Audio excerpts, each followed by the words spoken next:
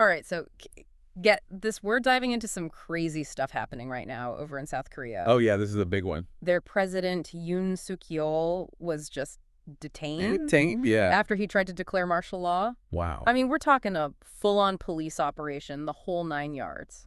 It's certainly dramatic and a first for South Korea. Yeah, no sitting president has ever been detained before. Really puts things in perspective. Right, like how fragile things can be. Yeah, you think things are stable and then exactly, public trust, all that stuff, it's fragile. So we've got a stack of news reports here detailing how this all went down. Yeah, let's see what we got. From the martial law declaration and the impeachment vote to that standoff with police at the presidential residence. Yeah, it's wild how quickly things can go sideways. So let's take it step by step. Yeah. Yoon Yeol declares martial law. Okay. This hasn't happened in South Korea in over 4 decades. 4 decades, wow. So why such a drastic measure? Well, Yoon claimed he needed to act against what he called Anti-state activities.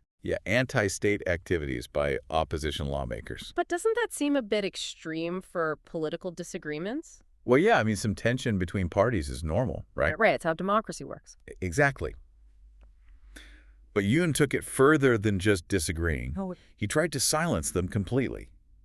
He even sent troops to the National Assembly to block lawmakers from voting against his martial law decree. Whoa, hold on. Did he even have the authority to do that? That's what legal experts are debating right now. I bet. The South Korean constitution is a little vague on presidential powers during a state of emergency. Sounds like he was really pushing the boundaries. Oh, he absolutely was. And that's what led to his downfall. Okay, so the martial law thing backfires, and Yoon gets impeached by the National Assembly. Yep. And then we have that insane standoff with the police. Oh, yeah, they were trying to detain him. Wasn't there 2 attempts? Yeah, the first one was earlier this month. Oh, right. Yoon's security team held off about 100 police and prosecutors. But the second attempt was much bigger, way more determined. How big are we talking? Over 3,000 police officers. Whoa. They even used ladders to get over barricades made of buses to get into the presidential residence. I can just imagine the scene. It was wild. Must have been crazy outside the residence during that standoff. Oh, it was packed, both pro and anti-Yoon protesters. Super tense, could have easily turned violent. I bet. The acting president even made a statement urging everyone to stay calm. That makes sense. You know, saying how this could cause irreparable damage to public trust Makes sense. if it escalated. Interesting how even with all this going on, everyone still cared about order and the rule of law. Yeah, it shows how strong South Korea's democratic institutions are. What? This whole situation also shows how vulnerable they can be. Okay, so back to the martial law declaration. It seemed like it came out of nowhere. Right. Were there any signs Yoon was planning something like this? That's where things get really interesting. Publicly, Yoon said it was a response to immediate threats. But digging a little deeper, it's a different picture. This might have been in the works for months. So this wasn't just a spur-of-the-moment decision? No. So what was the real motivation then? Some sources point to something way more concerning. Like what? Targeting his political opponents and pushing claims of election fraud. Wait, so this could have been about overturning election results and clinging to power. It's a possibility. Wow, that raises some serious red flags about democracy in South Korea. What evidence is there for this? Well, there's testimony from an army commander that Yoon told him to drag out lawmakers opposed to martial law. Wow. And reports of secret meetings between Yoon and his advisors months before the declaration, talking about how to consolidate power and silence dissent. So this wasn't just about responding to a threat, it was about taking control. Exactly, and that's why we need to look beyond the surface-level drama here and understand what was really going on and what the long-term consequences might be. This is a lot to process. It is. So we have a president who's willing to use the military to silence his critics, possibly because he wants to hold on to power, even though he's losing support. Yeah. What does this say about the state of democracy in South Korea? It's a wake-up call. It shows that even in countries with a history of democratic governance, things can change quickly. Yeah. Checks and balances are important to prevent abuse of power. And in this case, the legislature did their job and impeached Yoon. Exactly. They send a clear message that even the president isn't above the law. Right. But it also raises questions about what's next for South Korea. Will things remain stable? Okay, so we've laid out the groundwork here. Yoon's decision to declare martial law was a huge turning point. Definitely. But the story doesn't end there. No, it doesn't. We've got a dramatic police raid, crowds of protesters, a nation on edge. And we need to understand how things escalated to that standoff with police and what ultimately led to Yoon's detention. Yeah, there's a lot more to this story. Oh, It's about to get even more interesting, so stay tuned, folks. This deep dive is just getting started. So Yoon tries to impose martial law, and it totally blows up in his face. yeah, big time. But he was still the president, even though he'd been impeached. Right. How do we go from that to a full-blown standoff with police at the presidential residence? Well, things just kept spiraling out of control. Yeah. You know, Okay. more and more stuff happened that made people lose trust in Yoon. Like what? So after the impeachment vote, a Seoul court issued a warrant for Yoon's arrest. An arrest warrant. Yeah. For a sitting It president. was unprecedented. He ignored multiple requests to show up for questioning. What were the accusations? Corruption and abuse of power, Yeah. stuff that had been going around even before the martial law declaration. So the guy was already in hot water. Oh, yeah. Big time. And remember, this is all playing out in public. Right. The media was all over it. People were freaking out. I can't imagine seeing my president facing arrest. It's definitely not something you see every day.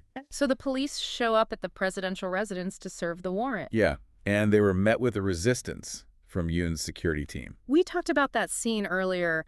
Thousands of police officers, barricades, ladders. It was like something out of a movie. What was it like when it first started?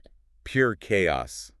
The police tried to get in through a back trail first. A trail. Yeah, on the mountainside behind the residence, but Yoon's security team pushed them back. So then they brought out the ladders? Yep, climbed right over the buses. I bet that was a sight to see. Oh, it was incredible.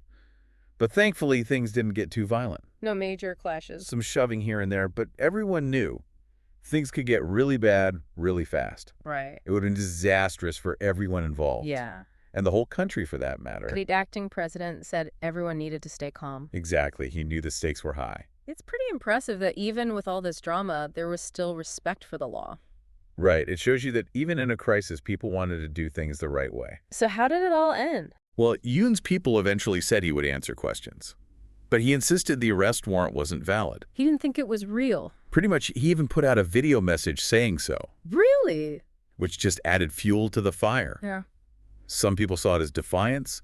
Some saw it as a last-ditch effort to defend himself. So he was taken to the Corruption Investigation Office? Yep, questioned for hours. About what exactly? The martial law thing, mostly they had over 200 pages worth of questions. Wow. They wanted to know if his actions qualified as insurrection. That's a serious charge. Oh, yeah. Incredibly serious. Did he cooperate? Not really. He refused to answer most of the questions. It was all political. Exactly, which probably led to the prosecutors deciding to formally arrest him. It's amazing how, at every turn, Yoon seemed to make things worse. Right from declaring martial law to refusing to cooperate with investigators, he just kept escalating the situation. So we've talked a lot about Yoon, but what about the opposition lawmakers he was accusing? The ones he called anti-state. Yeah. What were they actually doing that made him react so strongly? Well, remember, his accusations were pretty controversial. A lot of people saw it as a way to justify his grab for power. Okay. But there were some real disagreements between them. Like what? The main thing was that the opposition controlled the National Assembly. They had the majority. Right, which meant they could block Yoon's agenda and challenge his policies. Oh, they were doing their job. Exactly. That's how a democracy is supposed to work. Right.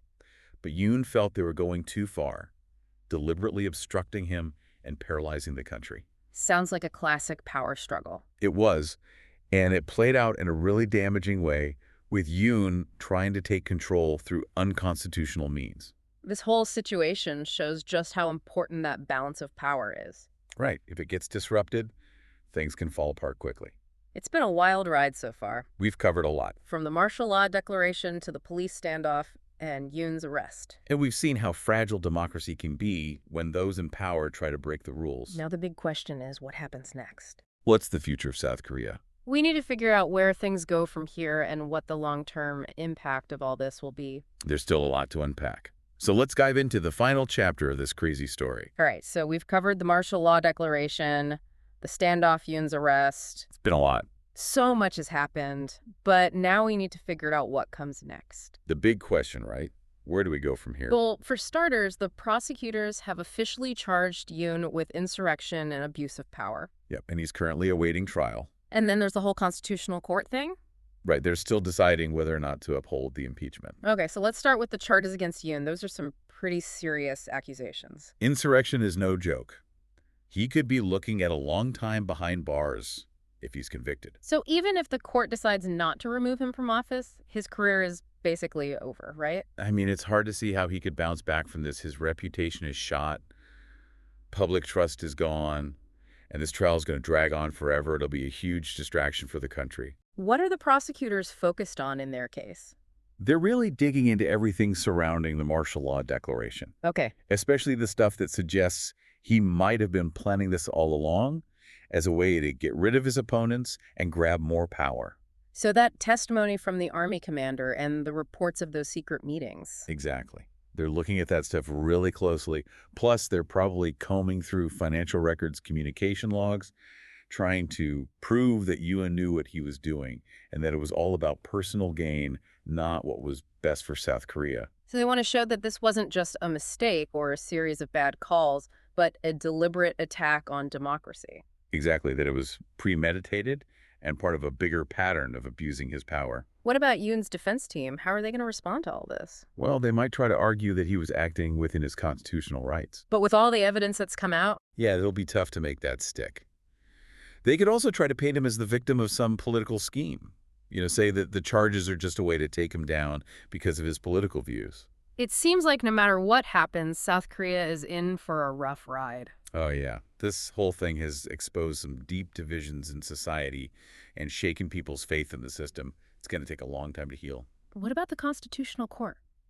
What about them? They're the ones who ultimately decide if Yoon gets removed from office, right? Yep, they have the final say. They're going over everything that came out during the impeachment proceedings. But honestly, their decision might not change much at this point. Because even if they rule in his favor, he still has those criminal charges hanging over his head. Exactly. It's not like they can just make everything go away. It's kind of crazy how quickly things change for Yoon. One minute, he's a popular president. The next, he's facing the end of his career and maybe even jail time. It really shows you how power can corrupt people and why accountability is so important. What do you think this whole thing means for South Korea in the long run? It's hard to say for sure, but I think it's going to have a lasting impact on their politics for years to come. It could lead to some major reforms, things to strengthen their democratic institutions and prevent this kind of thing from happening again. So maybe something good can come out of all this chaos. You never know. Maybe this is a chance for South Korea to recommit to their democratic values and come out stronger on the other side. Well, this has been a wild deep dive. It has. We've gone from a crazy police raid to the core of South Korean politics. It's been a fascinating look at how fragile democracy really is and how important it is for all of us to protect it. Couldn't have said it better myself. This is a story that's still unfolding, and we'll all be watching to see what happens next. Thanks for joining us on this deep dive. It's been a real eye-opener, and it definitely gives us all a lot to think about.